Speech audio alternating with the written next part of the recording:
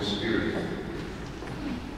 Our Lord and Savior, dearly beloved, was almost always surrounded by two groups of people.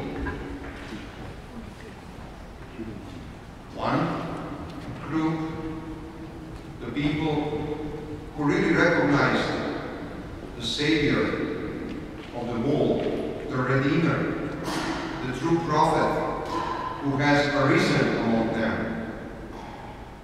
Those who were the recipients of His mercy, His grace, those who witnessed His miracles.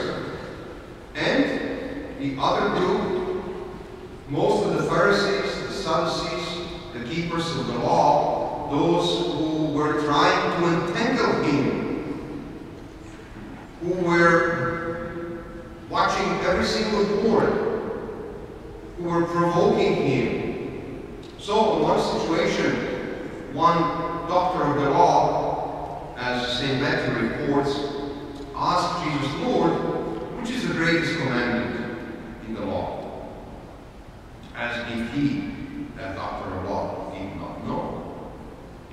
Well, but he just now wanted to put Jesus to test to see, well, let's see what this teacher and self-proclaimed prophet thinks, whether he is in line with the Old Testament, with the tradition of the fathers, or he teaches something completely new.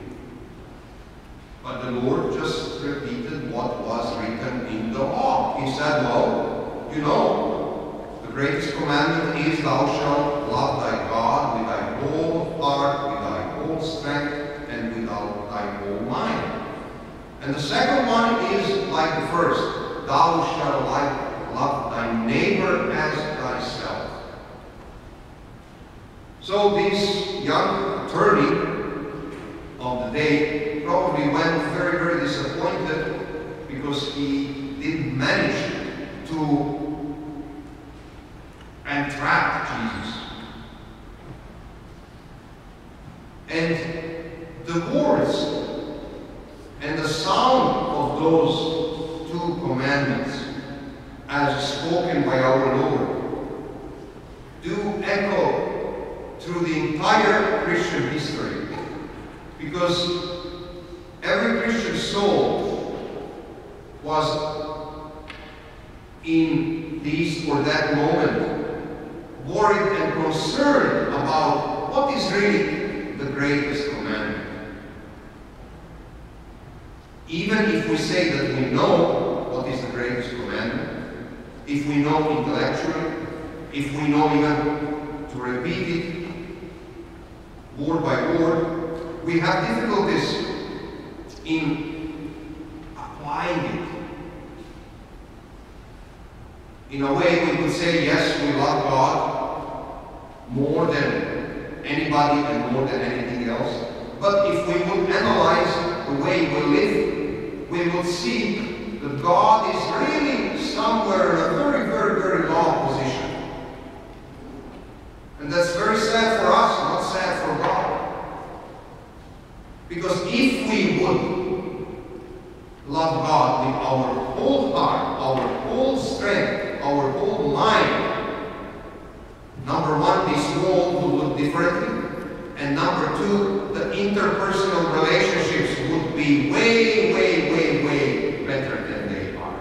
And the second commandment is connected with the first one. Thou shalt love thy neighbor as thyself. The most pertinent question today is, how can I love my neighbor as myself if I do not love myself? Because most of the people do not love themselves.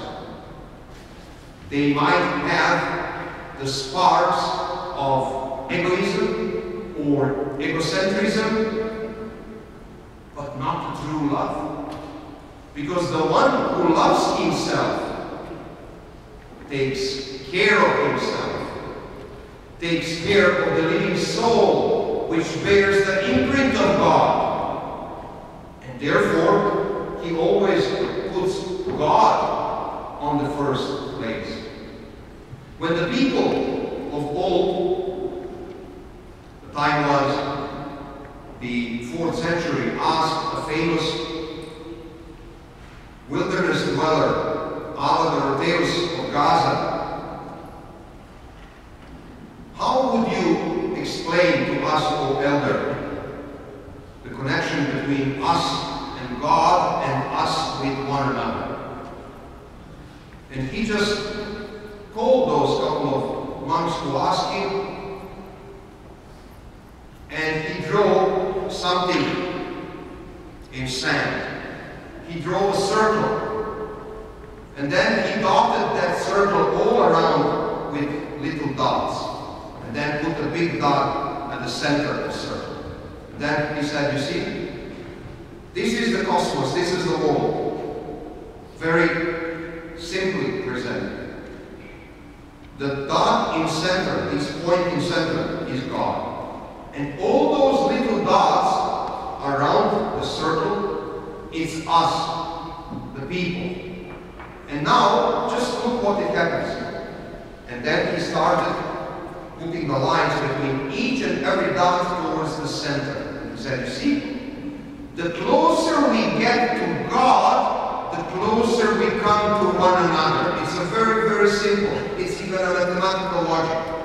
The closer we get to the center of something, the closer we are to one another.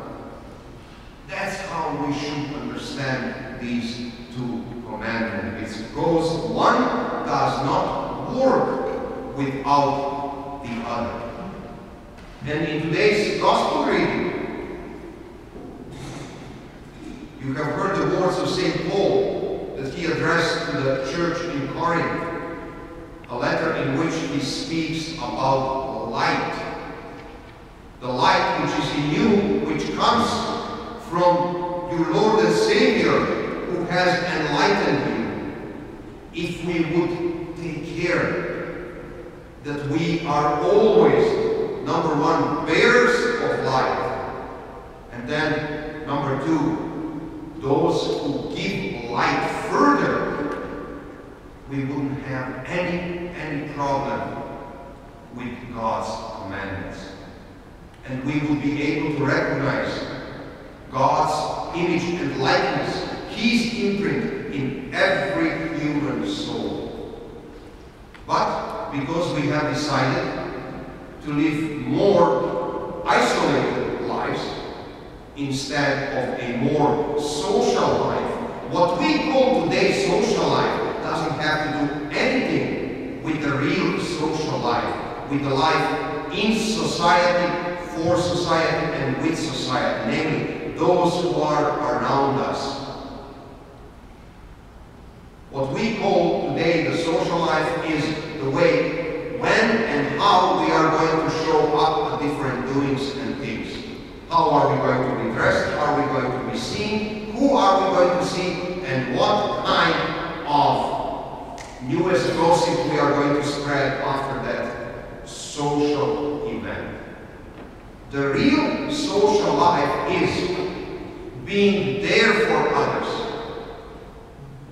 And that's why we as Orthodox Christians, we as Serbs who at least do remember what our forefathers and fathers and mothers and grandmothers have told us, we have only two safe havens. One being the church, and the second one being the family. And these two are closely connected. The more connection we have with church, the more connection we will have with one another within the family. Because all other hopes have gone away. All other ideas, all other recipe for happiness are going to fade away. Only church and family will strengthen us and will us the power which will sustain us, our children, our grandchildren. Of course, if we keep the commandment about love toward God and the commandment about love toward each and every one